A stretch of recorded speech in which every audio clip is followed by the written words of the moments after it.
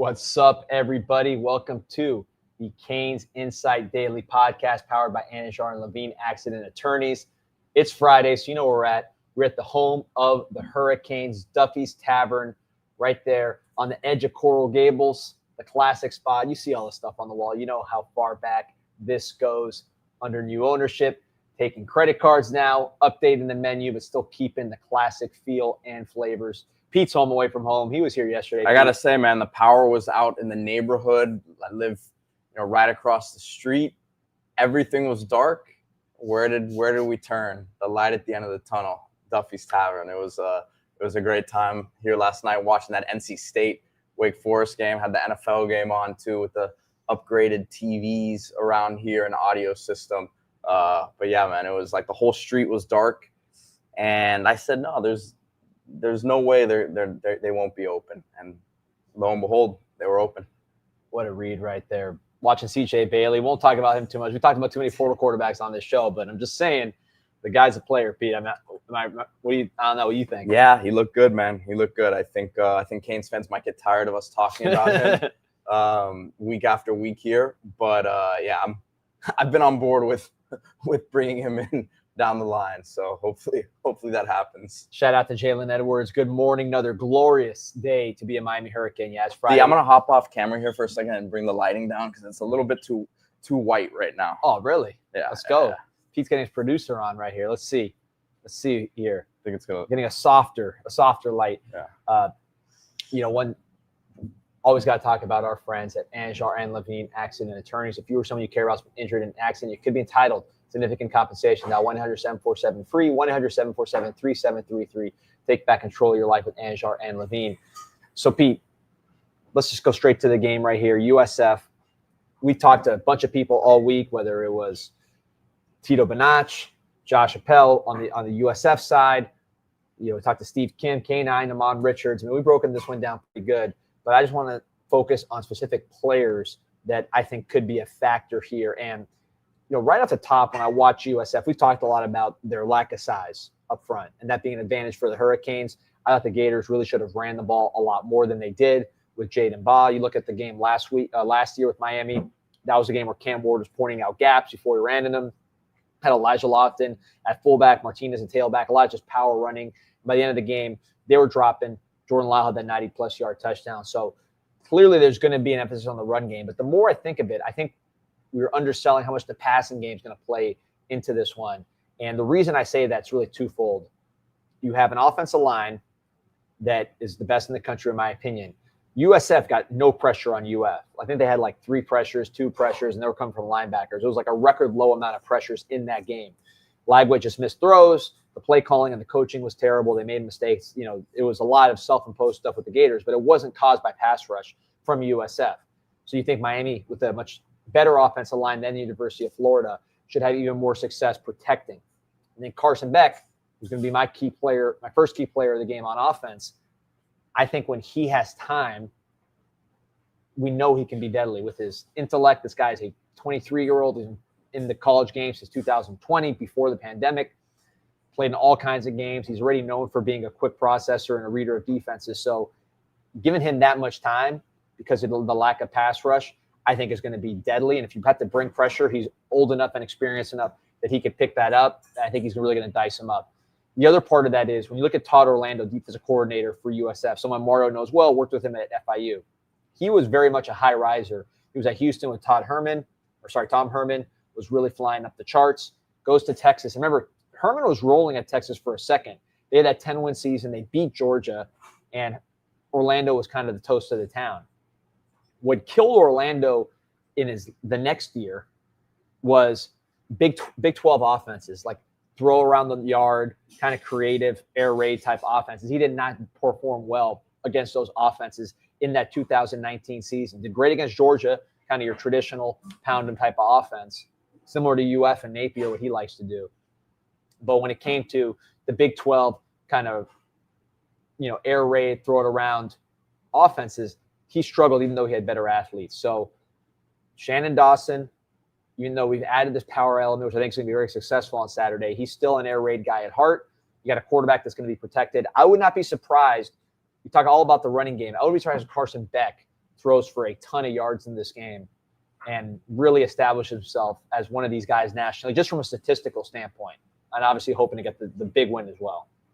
Yeah, I don't disagree with that. I think you continue to see big performances from the likes of Malachi Tony, CJ Daniels, Keelan Marion. I think they hit him on a big one this game. We saw Sam Brown before halftime last year kind of break the game open, or kind of, I wouldn't say break the game open. That was right before halftime, right? That touchdown pass, but it kind of like gave us some breathing room heading into halftime there, and I think gave them a lot of momentum going into the second half. Obviously, the defense stepped up, but I think Marion is going to get his. Didn't have a catch last game, but 3 for 30 or 3 for 29 game one, drew that pass interference as well.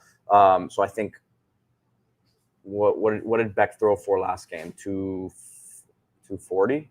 Yeah, it wasn't a lot of volume. So I'm gonna say 300 this game from Beck. TJ Preble saying, talking 400 yards and 4 touchdowns. You know, it wouldn't shock me just because of the amount of possessions. Now Pete's going with the 300. That's probably the safer bet, something with a 3 on it. But I wouldn't be stunned just because, you know, this is a game. If it goes like it did last year, but USF had in the first 2 games didn't run as many plays as they did the year before. The year before they were top 10 in total plays, their pace, the way they got down. This year they're towards the bottom through 2 games, Boise State and Florida. So I don't know if they just changed their philosophy. It was just what those games were about. But I think more likely than not, we're going to see a lot of plays in this game, and that's going to mean a lot of throws for Carson Beck. Got some comments here. Brewer Birdstone, always appreciate you. Smash that like button. It's free. Shout out to the villains. Already almost 400 live here within the first few minutes. So appreciate everyone who's hopping on here Friday before USF. Trey Moore says he needs to see that steak and baked potato, man. They already know the menu out here at Duffy's Tavern. Yeah, that's the move, man. That's one of the many moves. That's one of the many moves. So, Wait, real quick before you get to your guys, I know you have an update here on Brantley. We talked about, I had heard it was a credits issue, nothing serious as to why he wasn't playing the first 2 games. Just some complication with Michigan State, nothing dramatic, nothing serious, just one of those kind of college things that should have been resolved, but dealing with other schools, sometimes these things don't get resolved. So what do you hear on that one, Pete? Well, like I said before, I was told not to say anything about the situation. Oh, all right. But, well, we're not talking about it. We won't talk about it. I think we should see him pretty soon, though. Yeah, I think we'll see him pretty soon. I apologize. So let's see. So Pete, so who player of the game for you on offense? Who are you looking at? Well, my first player of the game that I was looking for before I go into the offensive side was going to be Mo Toure. Okay. Yep. I mean, Miami's linebackers in general, I think a lot's going to be on them in terms of tackling Byron Brown, but just their discipline with their eyes, right? I mean, a lot of this stuff that goes to the perimeter, obviously you hope the defensive backs and the corners can do their job tackling there, but I expect the linebackers to be able to clean a lot of stuff up. Mo Toure in particular, I'm not saying Byron Brown is, he's a big boy and he's a very physical runner. So I'm not saying that he's going to get intimidated or anything by Mo Toure, but it's more of a, you hit him a few times early, and I'm talking about Mo Toure in particular, and it might change your mentality a little bit, right? And we talked about him. I can throw Jacoby Thomas in that same conversation. These guys who we are viewed as physical players, and I think can set the tone early on against a USF offense that also wants to be physical. James, big game. James Canable says the boys got to get a Duffy's Reuben sandwich, a famous Duffy's Reuben sandwich for Reuben Bain. Yeah, he could be one. Vladdy Garcia is saying, I think Pringle will do great tomorrow. That's another name to kind of keep an eye on there. Tampa boy. That's right. Well, wasn't Merritt at USF before he came down here? Yeah, he was. Another connection there. So TJ Preble asking who would Charles Brantley be taking snaps from? This question happens a lot. I got the question in the Discord yesterday because I mentioned that Bobby Washington continues to work himself back, should hopefully be cleared here fully in the next couple of weeks. And same sort of question is, hey, because someone asked me, who would was he expected to get before the injury? Was he expected to be a factor? I said, 100%. Maybe they don't take, one of these transfers they took. I don't know, but there was a lot of excitement about him. I think special teams for sure. But the question was, who would he have taken snaps from? It's very difficult to say. I don't know that it's taking snaps from one guy, but Right. Brantley's a guy who should be in the mix, in my opinion. He's shown that he's a guy who's played a lot of football. I think is a very specific skill set to this defense in terms of his coverage ability. And there's going to be some games against some physical receivers that I don't know it'll be the best matchup for him, but against certain guys, I'll stick him out there gladly. Yeah, I was going to say, this particular game, he's going against guys that are not particularly good with the ball in the air, let's say. Like you mentioned, the matchup, Notre Dame would be kind of to what you're talking about, guys that are physical, guys that can get the ball in the air, guys with ball skills. But this game, I think, suits him more, and just really the rest of the schedule suits him more because he's not going to get bullied by size, and he's going to be able to use his playmaking ability, his instincts, his decisiveness, his aggression. He's someone that sees it. He's attacking. He's been around forever. He's a natural playmaker. When he's healthy, he's been very productive. So, with as many snaps as you'd expect in this game, guys are probably going to get a little bit tired. Got a call with some potential news, so let me take that, Pete. I'll be right back. You keep it rolling. I'll be right back. All right, so I'm gonna take some of these. I'm gonna take some of these questions here. Let me go through it. We'll get to it in a little bit. We're gonna talk some recruiting today as well. New defensive line offer out. Miami looks like they're kind of focused in on a quarterback as well for 2027. He'll be visiting for this USF game, so we'll get into that. We mentioned him yesterday on the show, but let me look at some of these questions here. Some people asking about JoJo should be playing, man. I expect him to play. So I saw him walking around the other day. Didn't seem to have any issue. Obviously played against Notre Dame. Mario said he got banged up later in the week last week, but I think he should be good to go here for this one. Sorry guys, I'm trying to get through these things here. Johnny, asking about Neiman Lawrence. I don't know what the question is. If you can put it back in, I missed that one right now. Ivan Hood 305 says Keontae Scott gonna have a big game. He's had a really big impact on this defense so far. His veteran presence, the leadership. He's played more snaps than anyone in the secondary. Got good size to him. Not afraid to get his hands, on the receiver and kind of throw the route off early. So really liking what I've seen from him. Giovanni Foster asking if we see more Bryce Fitzgerald Saturday. I think you're going to continue to see more and more snaps from a guy like him. As a young player, especially at the safety position where there's so much mental, responsibility on a guy like him. You ease him in. He got 9 snaps, but a lot of big ones against Notre Dame on that last drive. In particular, he was back there as a free safety. We saw the interception late in the game against Bethune last week. And I think the idea is you continue to get him maybe double digit plus, he had 9 against Notre Dame, maybe 15, 20. I don't know if you see that sort of jump, but I think it's going to be key situations with him. And that's what Corey Heatherman said before the season as well. When you talk about rotations, a lot of times we talk about the front 7, the pass rushing packages, are they going to slide guys inside? Then you have those, the Lightfoot types, the Malik Bryants, the Booker Pickett's that you just want getting upfield. But Heatherman said, we're going to do a lot of stuff on the back end. We're going to do a lot of rotations there, a lot of mixing and matching. Bryce Fitzgerald, I think you're going to see him a lot on those 3rd and longs as someone just on the back end who can be your free safety that's cleaning stuff up on the back end. So Vladdy Garcia, I'm glad you mentioned Popo. He says Popo will be in plenty to stop the USF quarterback. I agree. He's played a lot against Notre Dame, had some good open field tackles against them. And he's someone who I think has been, overlooked a bit because of some of the additions. But in a game like this where you're going to have a lot of physicality, I would expect Popo to play some important snaps there. Johnny Lagoon says, I'm gambling on Poyser having a big day tackling and attacking the deep shots that USF will take. Yeah, I think we talked about him yesterday. The first game had that pass interference that I thought was pretty good coverage. Had another play where it looked like he didn't take the best angle on the tackle, and then missed it up the sideline, but there's a lot of confidence in him. There's a lot of confidence in his upside in terms of the athleticism that we talked about it yesterday.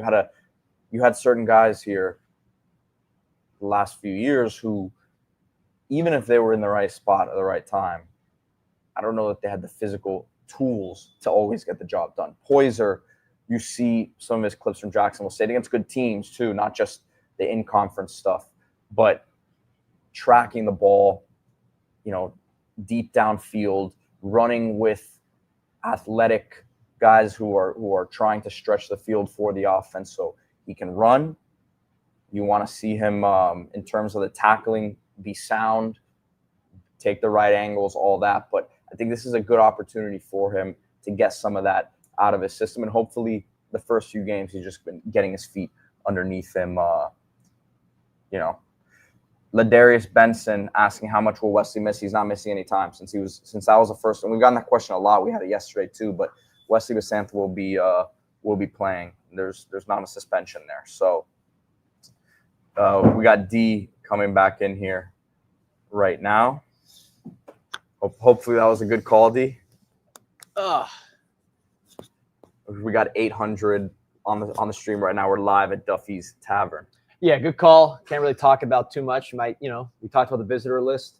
We put that visitor list on podcast. We put the visitor list on CanesInSight, and maybe it's incomplete, but we'll find out after this weekend. So, or maybe during the weekend. Yeah, yeah. Keep your eyes open at the game. All right. So where do we leave off? You were talking about impact players. So I'm gonna throw one in now because you've been talking for a minute. You said Torre, which is a good one. I was going to say Basantha. I know you guys talked about him as another guy who's been target. He had the targeting call. I'm sure he's itching to play and tackle somebody. You need that size against a bigger quarterback. I'm going to say the smallest guy of that crew. So you have Jacoby Thomas, big guy. Mo Torre, really big guy. I interviewed him yesterday for Storm Sessions. He was awesome. Wesley Basantha has gotten big. He's now 230. The guy that's the smallest of that whole crew in terms of the safeties and linebackers would be a Zechariah Poyser, who's not small from what I've seen. He's actually good size for a safety, but he's the one of those four that you say, all right, him one-on-one with Brown. Is he going to be able to get this guy down? So I think Zechariah Poyser tackling not only Brown, but tackling some of the backs, some of the receivers, having eye discipline. You mentioned it, Pete. Communication. Like these guys it's like we saw over at last year. We saw a similar type of offense. They like to go fast. They like to catch you not ready. They make big plays where the guys are running wide open because of miscommunication, or maybe the timing is off because the communication was off, and they catch you guessing. So Zechariah Poyser being the quarterback of that defense, that safety, that deeper safety, I think he's going to be a key guy in this game to make sure not only he tackles well when he gets opportunities, but that everybody's lined up, everybody's communicating, and this defense is where they need to be on the field. So that'd be one of my key players to watch out for. And I got another one, Pete, on those, which you got. Yeah, offensively, and I'm going to throw him in as a key player. And this is not necessarily one that if this guy doesn't have a good game, Miami's not going to win the game, right? It's not one of those. But I just think he's due. It's been a little bit quiet for him the first few games at the tight end spot, and that's Alex Bauman. I think that you get in the red zone. He's a threat this week to score for Miami, move the chains as well. I think that USF, as we saw, they're not going to, at least they didn't last week, get pressure just with 4 guys. I think if they're going to send the pressure, a lot of times the first, the safety blanket for the quarterback is the tight end. I think Beck get it out of his hands quickly. And I think Bauman, 4 or 5 catches in this game. I don't know that that's it's not groundbreaking numbers, but 4 or 5 catches, 45 yards or so, and a touchdown. That's I think you start to get him involved in the offense a little more, and it'll help you out. Lofton, we'll see. To me, did not, last week, I know we've been talking about him not being all there yet in terms of the health, but just with the ball in his hands, did not look like he was moving right last week. So I think you continue to work him back to full strength there, but you're going to need one of these guys to step up, and my guess is Bauman tomorrow. Just Jason, I like Poyser. but I can see Fitzgerald eventually taking that starter spot because of his impact player ability alongside Jacoby Thomas, the enforcer. I mean, listen, Zechariah Poyser a big part of this team. Coaches love him. I think Zechariah Poyser I see him being the opposite of kind of how the safeties were last year. Beginning of the year, everybody was excited about the safeties, and over the course of time, people kind of lost some excitement.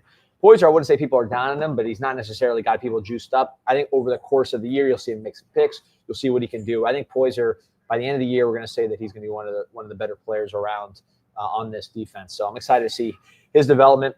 Juan Manuel mentioned, and a few guys have mentioned Cam Pruitt, Bobby Pruitt, number 22, safety, plays linebacker in those dime formations when he's really the only linebacker on the field. That's an obvious passing situation. Versatile guy. I like the move because he's not fighting his body anymore. I mean, we've seen him in person now, Pete, a few times rocking around campus. Pruitt is like, when you see him, he's big. Like he's not like a guy that you're like, oh man, this guy doesn't hit the weight room. Like he's pretty strong. But he's also, I will say, he's not too like, he's lean enough that he can move in space. I don't think he's too rocked up. No, but that's what I'm saying is like if you were to put more weight on him to be a linebacker, I don't know if that would really fit his body, seeing how he looks now. Which right now you look at him, you go, this guy looks the right way, but that's at a safety size. And he has speed. He's been able to handle safety so far in camp and through 2 games. So I think him at safety, bringing that, not only that strength and the power to knock guys back, but he's fast. Like he has straight line fast. He can run stuff down. He can run stuff side to side. He plays fast. So I think he could be someone in this game. Although, again, you were to the position. And same thing with Fitzgerald. I was saying you to the position. You two being a safety at Miami. Fitzgerald being a true freshman. Pruitt playing a linebacker last year. So are they going to be able to communicate and do all those things in this Heatherman defense that needs to take place when those starting safeties are taking a break? Obviously, Marquise Williams out the door, so we know who the backup safeties are. It's Dylan Day, Bobby Pruitt, Fitzgerald. I like that group, by the way. Day's shown some good stuff, too, I think, early. So we'll see what those guys can do when they get in there. And, Pete, people – oh, here we go. I got a question from Clutch. Appreciate you. Said, targeting worries me with Brown as they often initiate the contact by lowering their head, neck, and shoulder, go for it. I agree with that. Unfortunately, I think there's going to be one, and I hate to make a prediction like that, but I don't see how it doesn't happen with the way that he runs. D. Yeah, I'm with you. It's like the targeting last week. I'm not saying it wasn't targeting by the textbook rule, but like, what could Wesley have done? Yeah, what could he have done? Yeah, he was just trying to be physical. So it's sometimes you get tough calls, and you can't worry about that, right? I think you just got to play physical, because if you hesitate for 1 second with this guy Brown, I mean, he is really truly physical. I'm impressed by the player. You got a gang tackle with him. Yeah, he was better than last year. Some of the tackles he was breaking in that Boise game, I mean, he was really hard to stop. Yeah. Kane Life says Luka Gilbert needs more touches. You can see him grow into the role. Cam Ward for Heisman saying shot. A lot of love for the backup tight ends. I get it. They both look good. We talked about Lofton being a little banged up. So, yeah, maybe we see some of those guys. I think between those two, what you'll see in general is you will see Luka Gilbert much more as your inline, although he's still becoming a better blocker. He's just a true freshman. True freshman tight ends takes a second. But he will be an inline player. He can run routes. He's smooth. He's a hands catcher. Brock Schott, I think, get the ball in his hands as fast as he can and let him run. He is so fast. Yeah. He's a horse. Or wheel route, just get him downfield so he's just running straight lines. That's where I think he really thrives, is his speed and his ability to do all those things. Yeah, I don't know that he's nuanced yet at the position in terms of like where you're going to want him to sit in the middle of soft spots and zones and stuff. But you saw how they get him the ball in the flat last week. Just like you said, get him the ball 3-4 yards, and then he can get upfield with it, because you see his speed, and you see he's just trying to fall forward too. He's trying to run by you and run through you. It's not. I don't think he's going to be dancing around with the ball, but you're going to get some good yards after catches. It will be one of his strengths. And my guy has asked. There was a question here. My guy Raymond's asking, how do you see the running back split going forward now that Jordan looks like he's going to be healthy? Jordan Lyle, who's running back one? I mean, Pete, I think running back one's the person who's hot at that particular moment. I think, look, Jordan Lyle they showed you what they thought about Jordan Lyle with him taking the first snaps against Notre Dame. So I think, a lot of the stuff that we were saying coming out of camp in terms of how Lyle finished, he had a really strong scrimmage there at the end. that I think maybe put him over the top in terms of who was going to get the first snaps there. But at the same time, Mario absolutely loves Fletcher and the finishing ability that he brings, the mentality that he runs with. I agree with that. You saw against Notre Dame, it was running back one for a while. It was Marty Brown there. Right. So, yeah, I think I'm with you on that. And I would really love to get – I know it's tough. You got 3 darn good backs there, but I would love to get Pringle. Get him a series and see what happens, right? Throw him in there for a series. Hopefully you're up by a couple scores in that, early to mid part of the second quarter there, where you can say, let's give him a series, maybe throw him a little swing pass, see what happens. If it goes well, give him some extended run. But I think that's what I would really like to see with that running back rotation, is getting him involved. I know that doesn't really answer the question fully, but I agree it's going to be hot hand. Yeah, I want to talk about Pringle. I'm glad you brought him up, because this is a game. Remember, Jordan Lyle broke UM's all-time single rush record, right? The longest rush in UM history against USF last year when they were tired in the fourth quarter. So I don't know. This is a team where they're going to get beat up because they're smaller. At least from a physical standpoint. Not saying they're not going to win, because they can beat you, as you saw what they did to UF last week with a similar spread. But they're gonna feel it just from a size perspective. The other part of it is, with our offensive line dominance last year, you had lanes. It wasn't just like Notre Dame. You were fighting scrums. You were pushing guys back, but it wasn't like you had clear lanes. It was a scrap to get every yard you got, even though you were successful. USF, there's a lot more space to operate, a lot cleaner lanes. And if you're a guy like Gerard Pringle, you get that lane. Now you're already in track mode, and you're seeing the finish line in that end zone. So I think that first little untouched period of the run is going to be a lot easier against a USF than maybe some other opponents on paper, which allows Pringle then to get to his second level speed, which is what really makes him unique. And I think that's the interesting part of this matchup. A lot of comments on Ray. Pete, I want to give Ray some love. We talked about how he looked more athletic in spring and camp in the first couple games. Bethune, he was wide open for a touchdown, had another great catch and run. I think he's like a Brashard Smith to me. Get the ball in his hands. We always compared him to Restrepo. Really, Malachi is more like Restrepo in terms of being able to get open, find soft spots in the zone, catch the ball with the hands, ball skills, all that. Ray to me is more like a Brashard Smith. Brashard Smith got drafted. So you don't think very highly of him then? No. Listen, get him the ball, let him get going, let him use his athletic ability. We're big Ray fans on this show, so hope to see him get it going. We're going to switch gears to recruiting here, Pete. But first, I want to talk about one of our new sponsors at the University of Miami Sports Medicine Institute.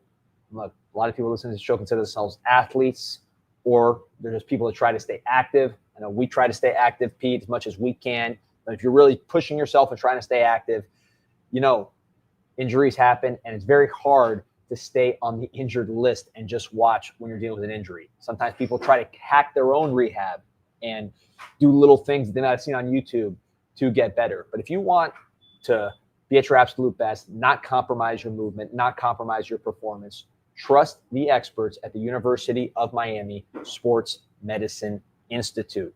Whether it's elite competition like you see on the sidelines of University of Miami athletics, or it's just everyday movement, the University of Miami Sports Medicine Institute is the trusted choice for those who demand excellence. Set an appointment at uhealthsports.com today. That is uhealthsports.com. All right, Pete, let's talk recruiting, everybody's favorite topic. It's funny, we talked recruiting so much before in July, and people were like, oh, man, stop, man. We're enough recruiting. Even though the videos were still going like crazy. And then, we shifted into game mode. But now, every time we do a recruiting video, they go nuts. So appreciate you, Joe Williams. We got to get you on the show. I'm going to reach out to you, man. We got to get you on the show. A shout out to everything that you and the boys are doing over there with UHERD and everything else. Josh Sarnoff, Rehab at UM. They're great. I agree. Appreciate you, Josh. So with recruiting, people say I don't want to hear it, and then all those videos do crazy numbers. So I know you guys want to hear about recruiting. And Pete, I want to start with the position. It's 2027, so I know we're in the class of 2026. I'm switching gears to the class of 2027. But the one position that you want to start early on is quarterback, right? Because these quarterbacks commit the year before their senior years. They usually stay committed. So that's a position that even though it's for next year, it really heats up, and the really heart of the recruiting process is now. Luke Nickel was an early commit. Darion Coleman was an early commit. That's just kind of how it goes. So as we focus on quarterback, the name that is jumping to the top of the list from what I could see is Trent Seaborn. So Trent Seaborn is out of Alabama. Alabaster, Alabama, Thompson High School. Started since 8th grade, has a chance to win 4 state championships as a starter by the time he's out of there. 6'1", 200, highly productive player. His roots are actually in Hawaii. He's got Polynesian roots. There are connections. Coach Misapeka is involved in this recruitment. I heard that Gabby reported there's some ties to the Tua family. Obviously, they're here in Miami. The Tua Tagovailoa family, his family, the Tagovailoa family, between him and Seaborn's camp. So hopefully it's not going to have too big of an impact on the recruitment. I don't know how much longer Tua is going to be in the city. Oh, look, he's getting paid. He's doing his thing. So, with Seaborn, I always like to track the visits. He was at South Carolina last week. They're a major factor in this recruitment. This is going to be his 3rd visit to UM, at least in the last calendar year. He was here in spring. He was here in the summer, I believe. And then now he's back here for the USF game this weekend, Pete. And as we watch the video, Pete, you tell me, again, we know this guy's at a highly decorated school playing top competition. These are the This is Grayson. This is a one game. Yeah, these are the highlights against Grayson. Port Knox says this is a Tua's high school. Oh, hold on. Darius Benson saying Trent is Tua's cousin. Oh, I didn't know that. All right. There you go. Josh Gross says Tua is not doing his thing. He does. How much is he getting paid? I mean, he's doing something right. He's getting paid what, $50 million a year. He's thrown a few touchdowns in his day. But here we go. Watching Seaborn, I see a polish. Hey, I'll take Bama Tua. Yeah. Oh yeah, for sure. College player, the guy was outstanding, and a pro, he's been good too. I mean, come on, guys. He's not Josh Allen, but the guy doesn't stink. But anyways, looking at Trent Seaborn, you see some mobility here. This is all one-game highlights. This is what I got against a top 5 team in the country, right? So, and you see him navigating. I mean, he's doing stuff that you see in this offense. I know Dawson. You know what he likes. He likes this kind of quarterback, accurate passer, gets rid of it quick, knows where to go with the ball. You could really see Seaborn in an air raid type system doing his thing. Nashville Kane saying a quick release. Yeah, I like the release quick. It is quick. They put some more film on. Let's get this thing rolling. So I want to really watch Seaborn. But yeah, Oregon's in the mix here. Auburn, Alabama. So there's really good schools after this guy. He's a 4-star prospect. I believe it's number 11 in the country. Just pull up his actual ranking here as we look into it. I'm going to pull up his playoff highlights from last year. Yeah, because he had a really good run there. So 6'1", 200. He's ranked as the number 16 quarterback in the country according to 247 Sports, number 19 quarterback in the country according to 247 Sports Composite. But the schools recruiting him, Auburn, Clemson, Oregon, South Carolina, these are good schools. He was the freshman of the year according to Max Preps in 2023, which is, insane. That's the high school, that's really a high school sports focused website company, Max Preps. So they looked at his stats and his production as a freshman in 2023. 72% passers, 2,600 yards, 27 touchdowns, 6 INTs. As a 8th grader, he won a state championship for Thompson. Won a state championship in 8th grade for a big-time program. 105, 149 passing, 1,100 yards, 15 touchdowns, 3 INTs. As an 8th grader, again, big-time program, state championship. Now we're seeing film from last year, and you're seeing him in the playoffs. Look, that's real. Look, that throw right there. He has got pressure. He's rolling left, and he makes a beautiful first down throw. Here you go, dropping it right there in the bucket. Look at the defense in these clips, Pete. This is not it's not easy pockets. This is not just like, hey, I'm just out here. It's target practice. You see him move around there. This is real football that we're seeing. There you see him run a little bit. Yeah, good athlete. Run a lot, man. Look at that guy, number 3 is trying to chase him. He's losing his breath. Touchdown. That was a nice run. This is the playoffs. So here we go again. He's getting pressure. Let me say something, though, D. There's a lot of comments that you're not responding to because it doesn't appear that he's a 2-sport athlete. So is that a concern for you? You want my honest opinion? Yes. I've concern with all our quarterback recruits, to be real with you. But I could also see why people like him. You see the accuracy. You see what I would say I like about Seaborn is that he is dealing with pressure. at the high school level. So you want to see him perform at the high school level against real competition, and you're seeing that. It's not easy for him. It's not target practice. It's a guy that, again, here we go. There's a pretty clean pocket there, but look at the window. I mean, he's dropping it in between guys. Sometimes you see these players that go to like these really good programs, and it's target practice. The team is too good. They're too dominant. But here you're seeing a lot of stuff under pressure. There you go. A lot of movement. He has a good feel for the pocket, and I think that's why you're seeing teams like South Carolina, Oregon, Auburn, and of course Miami going after him. Like I said, third visit to the University of Miami this year.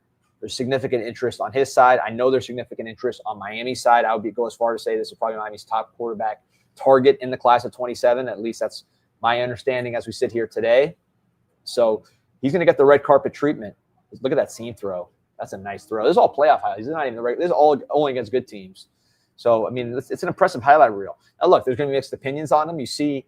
Can we start it? I said it last week, D. Let's start the partnership with FIU. Let's go send the young QBs there for a year.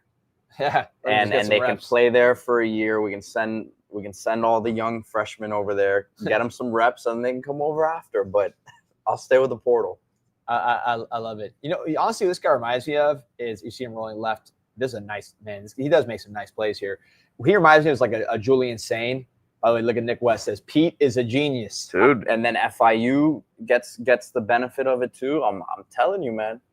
FIU's better off being a feeder school to these programs. Yeah, you just got to re-recruit them because you know what happens. Let's say they get, that's fine. There's nothing guaranteed, but it's true. I mean, you're fighting the portal anyways, right? And Frank Ponce is over there anyways, so they got to, I'm sure they got a good relationship. That's true. That's their guy. So let's go, man. Let's get it going. Yeah, I like that. I like the thought. But interesting prospect. I think in line with what Shannon Dawson's been getting the last couple of years. Highly productive high school. If you look at just the last 2 years, right? I know Judd Anderson is sort of an exception, but if you look at Luke Nickel, you look at Darian Coleman, instinctive guys that are very productive at the high school level. And this comment right here by Joel Warren is another thing that all three of them have in common. Yeah, so Darian Coleman went to the state championship game last year, lost to Malachi Toney. He'll probably be a factor to win it this year. Luke Nickel was in the number 2 team in the country his senior year. They won a lot. And now, of course, Trent Seaborn wins a lot, potentially a 4-time state champion. So winners, accuracy, quick decision-making, quick releases. I'm not sure, Dawson I don't think is the biggest traits-heavy guy. I'm a traits guy. I like guys with traits as long as they have the air raid guys aren't always big on traits. They're big on mental processing. So I think you're seeing the traits de-emphasize a bit and focus on accuracy, which that's itself a trait. Quick release, quick mind, like Pete said, the mental processing. Johnny Lagoon says, Dante Moore, 5 stars can pan out. Dante Moore, who signed with UCLA out of high school, so I consider him a portal guy. Now, bagging up, what I would agree here is those 5 stars that don't work out their first spot, sometimes you can grab those guys and develop them in your system, and then you get the benefit of the 5-star talent, but at a reduced rate and with more experience and better evaluation because you've seen him play a little bit. I'd put Dante Moore in the same category that we put in a guy like, let's say Bo Nix or Jaden Daniels. Those guys were 5-star players. Didn't work out their first spot. Go to the second one. They're still 5 stars. Jackson Arnold, maybe a similar thing with him. We'll see how that plays out at Auburn, but he's in that mold as well as a 5-star guy. Didn't work out for a lot of reasons outside of his control. Maybe some in his control. Goes to a new spot, develops. So that's another way to build your talent roster at quarterback is to get multi-year eligibility guys, 5 stars. One thing I mentioned is this class of 25 quarterbacks to me was one of my favorite classes ever. Big athletic guys, basketball players, guys that can run around and make plays. So some of those guys are not going to play. And I think some of those guys will come available, especially with all the young quarterbacks playing across the country at these big schools. So maybe you can grab one of those guys as well. But as far as class of 27, I think it's very clear the number 1 target is Trent Seaborn. He's been here 3 times, or he's going to be here for 3 times this calendar year. He's getting the VIP treatment. I am told he's the guy at quarterback right now. So let's see what we can do. Big weekend for him. I'm sure he wants to see Carson Beck throw for 400 yards and 4 touchdowns, which might happen. TJ Preble asked, do you think Dawson wanting his type of quarterback for a 2027 class is a sign he's happy to stay as a well-paid OC in Miami. I don't know that really means anything, to tell you the truth, in this situation. You correct me if you think I'm wrong, but I think he's recruiting. He's just doing his job right now. It's what it is. I do think, as I said the other day, I don't know that it's a foregone conclusion he leaves unless it's a perfect opportunity for him. I don't know how much he loves the recruiting aspect of it. He has to recruit the quarterbacks, but I don't know that he's really having to do much hands-on stuff in terms of the recruiting. A lot of the other stuff, the O-line is handled. The receivers and running backs, I'm sure he talks to these guys. I don't want to downplay his effect, but his effect on recruiting is by putting out a top offense like they did last year. Even the year before that, they had some metrics that were, you could sell on, which is obviously what they did to get Cam Ward. And then you followed up this year again with a top 10 sort of offense. I think that those results will speak for itself. But yeah, man, why not? I don't see why, if he doesn't really want to recruit or run his own program, why he wouldn't be a top 5 sort of paid OC in the country, or coordinator in the country, and stay here and keep it going. We'll see what happens, though. Yeah, I agree. And I think you said it best, Pete. The impact of Dawson as a recruiter, really a good guy. I mean, he's a personal guy. I think his relationship side is fine. But I think it's the ability of him to sell the offense to a guy like Trent Seaborn and say, listen, you're seeing Cam Ward go number 1. Carson Beck, you saw him against Notre Dame. I mean, that's going a certain way. We'll see what it looks like on Saturday. I think it'll look good. I hope it'll look good. And I'm sure that he knows if it goes well with Beck, he can pretty much choose whoever he wants next year, right? Like, essentially, if he has 2 or 3 guys that he's interested in, and then if he goes to be a head coach somewhere, obviously it would be a little bit of a different situation there. Yeah, no doubt about it. So it's gonna be fun to watch this recruitment unfold. But if you're looking for a 27 name, there's other 27 names there who are visiting. Just pull up a couple. But a lot of our commits are visiting. I think basically all our commits are visiting from the 27 class on Saturday. But really, the 27 name that you want to focus on is going to be Trent Seaborn. If you see him at the stadium, shout him out. People like that. I usually don't like bothering recruits. That's not something I'm doing, and it's kind of, sometimes it can get weird. But I have noticed, Pete, talking to these kids, they do like when they're at the stadium and people are just like, hey, man, go to the U. Like, they get recognized, because they're still kind of new to the process. So to them, it's like, that's a cool thing to get recognized. So if you see Trent Seaborn, don't be weird. Just shout him out and say, hey, Trent, come to the U, man. Be our next number 1 pick. Something like that. What are you smirking about? Yeah, go do that if you want. It won't be me. Yeah. No, listen, I'm with you. But people do it anyways. I honestly, I just noticed people talking about it. D, it was good to see you, have a good, cordial back and forth with Kenton Dobson Sr. the other day. I was being real. We were having the same conversation offline. Yeah. So I was being honest. I mean, no, but I did listen to the clip, and I think you were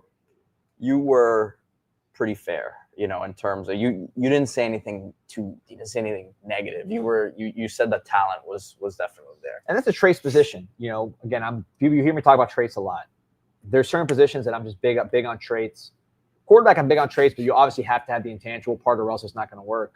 But with corners, traits is extremely important. That's why what we talked about before the season. We said, what's the biggest difference with this team?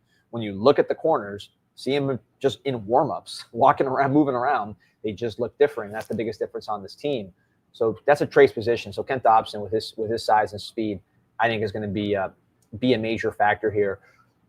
Big update here in the Miami's defensive tackle recruiting. I know for a fact they've been working on that. So I want to get to that. But first, before I get into the defensive tackle recruiting class and a big update there, I would love to talk about my friends at KashKick. That is KashKick. A lot of you guys play games on your phones, play games on your computer. If you want an easy app, it's one of the top apps in the country, number 4 on the lifestyle app section, ahead of Pinterest. 1.5 million plus downloads, over 4.5 average rating. One of the biggest apps, again, in the world. KashKick.com, KashKick.com, and you can get the app on the App Store. All these games right here are consolidated, so whatever type of game you like, and you can see all the different options you have. There's a big variety. Click any one, click any 3, whatever you want to play. And as you're playing the games, you're making some extra money on the side. It's all legit. It's all real. Again, look at the ratings. Look at the app store. Look where it is in terms of the rankings. This is a real deal company, and that's simple as that. You play games. You have all the games there. You're competitive. You like to play games. You like to compete, and you earn some money on the side. Not going to replace your income, but it's going to be a lot more than you usually make playing video games. So again, KashKick.com, KashKick.com. So a new D tackle offer out yesterday, D. I'm bringing up the tweet right here. But J.D. Hill from Mission Viejo, teammates with Canes commit Vance Spafford, who's been banged up, has missed some time this year. But J.D. Hill, he's blown up a bit here. Recently had 5 sacks last game. Arizona State offer, Utah offer, Oregon State offer, all within the last 48 hours here, and then throw Miami into the mix there. I was messaging him last night. He told me loves Miami's history, definitely wants to take a visit out here. So looks like that is, working towards happening here. And I'm going to bring up the clips, but it's been a great start to the season for him. Yeah, I'm intrigued by this guy. I think the first thing to look at, obviously, you're saying Northern Arizona commit. With Miami, we're top 5 in the country. We're doing this again. I think the key is there are guys that are legitimate senior risers. Kellen Wiley would be an example, somebody who ended up fighting Texas for at the end, a 4-star player who was ranked kind of similar to this in the beginning of the year. So first thing is to watch the offers. He's getting offers from the Utahs, the Arizona States. Everybody in that region is starting to offer him. So this is really, at a minimum, a Big 12 player. I think ultimately going to be a Big 10, ACC, SEC type of player. But you watch him here, man. The size doesn't jump out at you. He's playing some real offensive lines, some big ones, Santa Margarita in particular. But, man, he is twitchy as can be. His change of direction, Pete, kind of catches my attention because he's going side to side. Look at that. I mean, his side to side, which is important as a defensive tackle who wants to penetrate, is exceptional. He's clearly very productive. This is a 3-game highlight, right? Mm-hmm. Look at the change of direction right here. Look at the motor. Look at this hit right here. I like this. Boom. Look like Justin Scott against Notre Dame. That's right. Spin move. I mean, he's doing some really impressive stuff on tape. You see he's standing up for a wider guy who looks. He's not the tallest guy, but he looks. He probably is 270. I buy that. But the twitch and the change of direction, the fact that he's standing up, 2-point stance, getting after it. I'm very, very impressed. My only question, as like anybody else, is going to be what's the size like? Because there's a difference between small and sturdy, and then small we can work with. You got to see it kind of in person to really know. And sometimes these guys will come up business, and you'll be like, oh man, this guy's bigger than I thought. His family's big, and sometimes it's the opposite. I just think we have to get used to understanding this is what Heatherman's looking for. Yeah. He wants this athletic type, and that's something that we'll see how it works when you get to facing certain teams, right? That can match you in the trenches, and there's only a handful, I think, that you really worry about in that sense. But if you want to get to where Miami wants to get to, then that's going to be a factor. So we'll see. I think that's the sort of guy that he wants. But the burst is really good there. Listed as 6'2", 270. So I don't know what his verified height and weight is, but the burst is really, really good. Yeah, the tape looks the way you want it to look. There's still some unanswered questions, which is going to be the size. And then you said verified measurables, and how athletic is he? Because right now, looking at it on tape, he looks extremely athletic. He played basketball. He had a track field, throwing, shot put, discus. So all those things that you like to see from a just other sports standpoint, you're seeing that with this kid, J.D. Hill. Nick West says looks like Ed Oliver. Yeah, and look, the far we've seen guys like this that go to the MAC and do nothing, and we've seen guys like this that go first round. Obviously, it's a wide range. If you're on the positive side of the range, you're looking at guys like Ed Oliver, you're looking at guys like Kalijah Cansey, right, who we saw down here. I personally saw him, and I did not think he was big enough to do what he's doing. First round pick, I did not see that. He's the outlier of outliers. I thought, and I like the player a lot, I thought you bring him in, he'll play fullback for you on offense, and he'll be like a pass rusher on defense. Kind of like the guy from Ole Miss. Remember that? What's his name? JJ Peggs. He was drafted last year. I thought you could see something like that where he's athletic enough to be like a fullback for you, and then you could just put him on pass rush downs, like 3rd and 10. Obviously, he's way more than that first-round defensive tackle, so I was wrong there.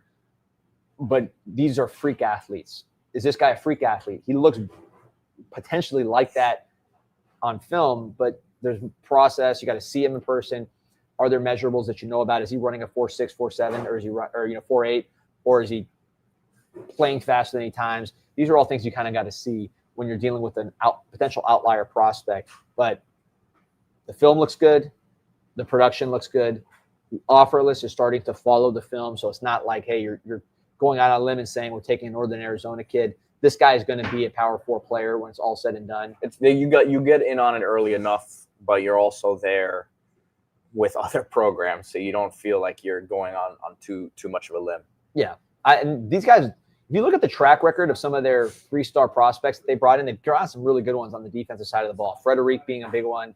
McConaughey, we'll see. I mean, he's been dealing with injuries, but he did play as a true freshman. Bobby Pruitt is now a very big part. And he's like a borderline 4, but he's a 3-star player. Wasn't recruited by Alabama and Auburn that hard for how good he is. You're seeing him get on the field now. Kellen Wiley was somebody they identified early. And is now, he ended up being a 4-star, but when we offered him, he was not a 4-star. And he's going to be a major factor with this team going forward. Dylan Day, you see him being part of the rotation. So these guys are pretty good at finding these guys. Obviously, you want 5-stars all over the place, like Armando Blunt, Justin Scott, etc. But you want guys like this as well. And I'm interested to watch them. I can tell you this: they are working extremely hard on defensive tackle. I've been at the building and I've seen people watching film on different defensive tackles. They're trying to get this one right. Yeah, they're scouring for sure. And there's 2 types of defensive tackles. There are the no-brainer 5-stars, the Justin Simmons, the Chris Jones, Justin Scott for us, Dexter Lawrence. Those are the guys that populate a lot of the first-rounders and the elite players in the NFL. I always say this is a 5-star position, defensive tackle, because there's only so many guys with the size and athleticism moving around. The other side of it is there are those late bloomers that you just got to catch on the way up. Again, this is the far side of the outcome spectrum. But Aaron Donald, 3-star. Kalijah Cansey, 3-star. Ed Oliver, I think, was a big recruit. But like those guys, they do exist. And then, lighter versions of those guys exist. You got to find them. I think back to Deadrin Sanat. Remember that guy, Pete? Of course, the Mockley kid, smaller guy, and actually went to USF. Who were playing this Tito Bonacci, who was on with us earlier, was always big on him out of high school, and he ended up going to USF, and he always threw that one in my face. Yeah, I liked him though too. He was so squatty that you didn't know what was going to become of him. But good player. I think he got drafted fourth round. If this would have been the portal era, he would have been one of those guys that would have been like getting a huge bag in the portal, as a senior. So that's the kind of thing that you want to try to catch at this level. A rising player who might not have everything perfect, that they're stamped as a 5-star, but there's enough there that they can help you at this level that we're currently at, which is a top 5 team in the country. You don't want to take a step backwards, particularly at defensive tackle. One guy I should mention who's visiting this weekend, and I want to make sure I don't butcher the name here, Pete, but from the West Coast of Florida, make sure I got the name right here, FAU commit. And someone's going to help me in the chat. But we do have a defensive tackle who's committed to FAU. That FAU commit is unlikely to stick. Frederic Saintius out of Naples, Florida. Let's pull up his film, Pete, if you don't mind. So Frederic Saintius, this is an FAU commit who was already offered as part of this process that uncovered J.D. Hill, who we were just talking about. Oh, by the way, we got Jose here. You got a second? Jose, hop in here before we talk about Frederic Saintius. Jose, how you doing? Pretty good. It's awesome. Nice to you guys are here Friday morning. Bad weekend for Key West, man. They got something coming down for them. They do. Good old boys from Berlin are heading down there to tonight, 7:00 show. So hopefully we bring back a W. So a lot of big groups been coming through here at Duffy's Tavern, obviously under new leadership, you being a big part of that. So you're seeing a lot of groups of old high school friends, old college friends, work people, just like fantasy football drafts.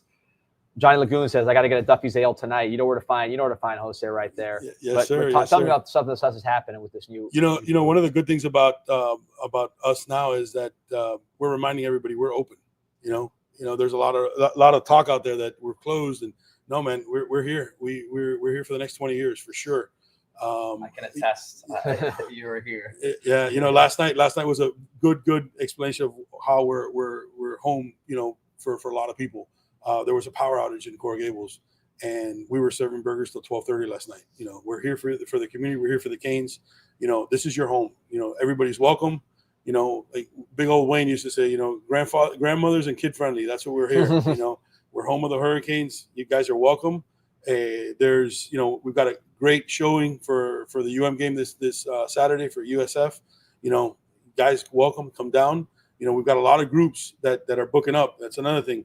You know, we've got a great venue. We've got a place where we can fit 100 guys out there. You know, have your own party. You know, anywhere from bachelor parties to business parties to anything you want. You know, watch parties and stuff. We can take care of you guys, and it makes it feel like it's your backyard at home. You know, great TVs.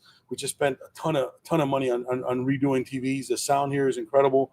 You know, we had a lot of complaints before that the sound wasn't that good. This and that. You know, the great thing is that we're not touching anything else other than the things that make you feel closer to home. You know, that's what Duffy's is about. And we appreciate, you, Danny and Peter. You know, this is your home. You know, CanesInSight, this is your home, and we love that. So thank you. Happy to be home. Well, look at that, man. I gotta bring you. I'm not gonna do this spot anymore. I'm just gonna call you and put the cell phone to the cameraman. But hey, listen, good luck this weekend against Key West. I know you got something going on, but man, we're fired up about this partnership. The chat's fired up.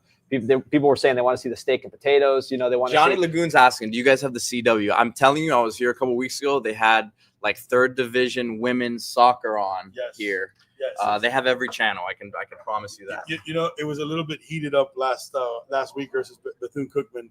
DirecTV decided not to take out the show, you know, the game for like the first quarter, and it was like everybody was on their iPads watching it on their iPads, and we couldn't bring it up on the screen. And all of a sudden it came up, and this place roared, you know, during a Bethune-Cookman game, which was excellent. You know, great showing out here.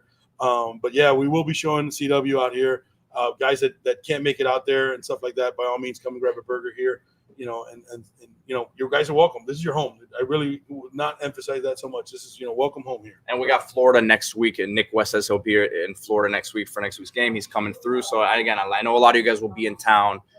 Duffy's Tavern, don't just search Duffy's Tavern. So Clutch says he's sold. He's going to be there. Matthew Owen says I want to eat there, man. So we're filling it up, man. Appreciate everybody in the chat. And I do want to say thank you to all your Canes connection, your CanesInSight guys out there.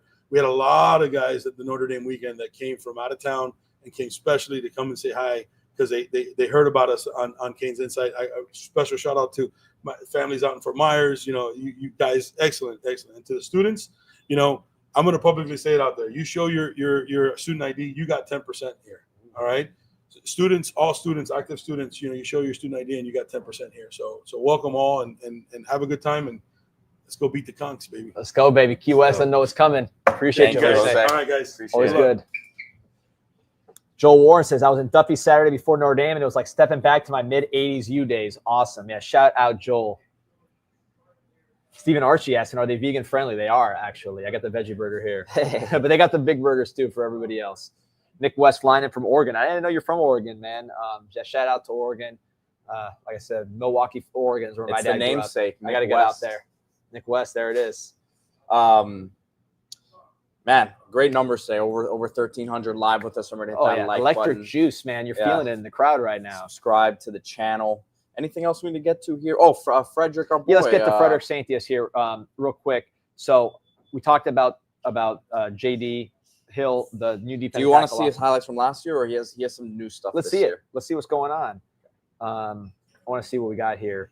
But Frederick Saintius, so this is a 3-star player committed to FAU, but that's one of these deals where not going to last. A lot of schools are in on him right now, big schools. He's going to be a D1 player. So I'll say this: the guy who's I'll just add this context real quick.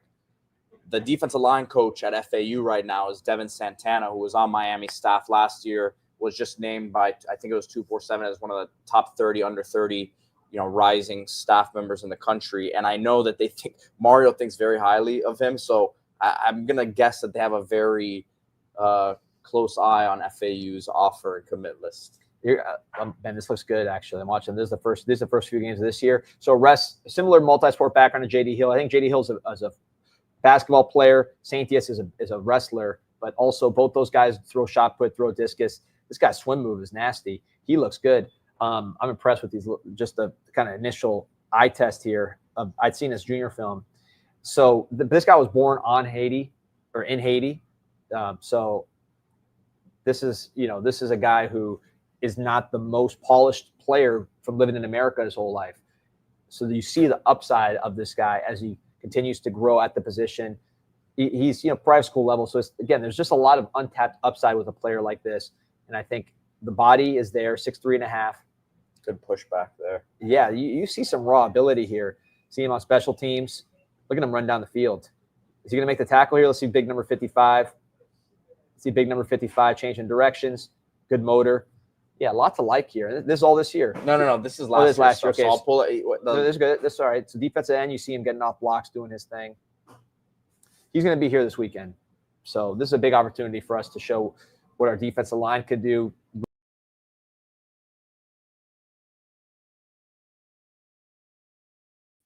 I'm popping up back here. Where did Duffy's go? Pete, hop back in. There he is. There he is, hopping back in. Look at that. I like this. I like this slogan right here. I guess start saying this. Look at this right here. Where the elite meet to eat. Yeah, that's the original slogan, man. Love it. So we have some highlights here against Evangelical Christian High School.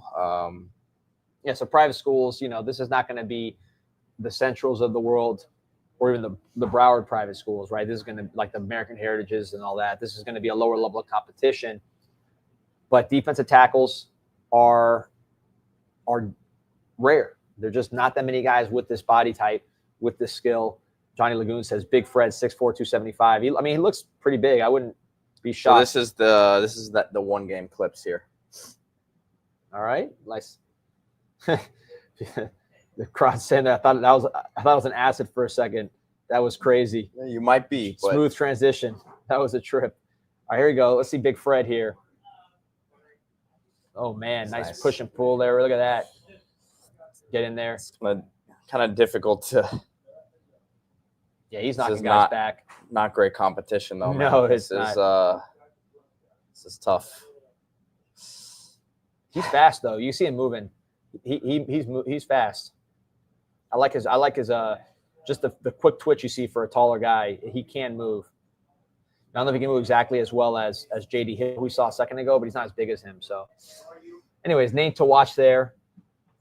Miami Hurricane Team Store, by the way, if you're loading up your electric juice for the game on Saturday, you also want to get your gear. They got 20% off shirts. You can also use promo code INSIGHT20 for 20% off anything in the store, your first item, aside from the NIL stuff, which that goes all the way to the players. But pretty much anything else, INSIGHT20 gets you 20% off your first item on top of the deals for the shirts, which are 20% off across the board. So you can get a hat, 20% off, and get a bunch of shirts, 20% off.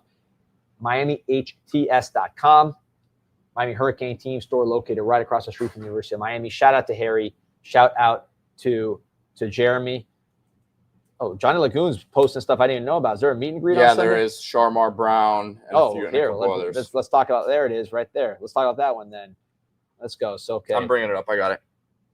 So, thank you. Here it is. Oh, the running backs. Perfect. Thank you for bringing it up. So, Sunday, after a victorious, hopefully, performance against USF. Does the event get canceled if we lose? I don't know. I don't think so. Didn't last year. Sunday at 12 to 1 p.m. Oh, we didn't lose any home games. Sunday at 12 to 1 p.m. So 12 to 1 p.m. Sunday, September 14th. You got Marty Brown, Mark Fletcher, Gerard Pringle, all at the Miami Hurricane Team Store right across the street from the University of Miami. That is Marty Brown, Mark Fletcher, Gerard Pringle. 1 hour, 12 to 1 p.m., September 14th. Set your calendars for that Sunday, right before all the NFL games. Go to the team store. Johnny Lagoon's been to a bunch of these. They're always great. You're talking about, just meeting these guys. They take pictures with your kids, with you, sign autographs. It's just a great experience, a very intimate setting. It's not this giant convention center where they're just signing and kind of handing it off. It is a really, really cool experience. They're at the Miami Hurricane Team Store, MiamiHTS.com. You want to buy the gear, you can't be there, but if you want can to meet Johnny Lagoon. Yeah, I was gonna say you can meet Johnny. So let's add Johnny Lagoon to the list there. I think that might bring a few more people in. Yes, sir. So check that event out. It should be fun. As always, like and subscribe. Almost 1,400. I was thinking the same thing here, man. Did someone not? What happened? Why isn't Jordan Lyon included in the mix, man? I think he already did one of these, if I recall. or maybe he's busy. Who knows? He'll be there. Look, they get everybody through there. So, yeah, man. Mark your calendars after a victorious game tomorrow. Mind games from Mario, man. Mind games from Mario. We'll see you guys tomorrow. We'll be doing the shows from the Lickin' all the way through the pregame right there in Miami Gardens across the street from the stadium. We'll be posted up all the way until game time. So come and stop by if you're headed to the game. Grab some food, load up on your carbs before you get into that stadium so you don't pay $50 for chicken wings. You can get them right there at the Lickin' across the street. We'll be there before we go into the game. And we'll be recording shows live. So looking forward to seeing all you guys tomorrow. Go Canes. Go Canes. Hit that like and subscribe to the channel.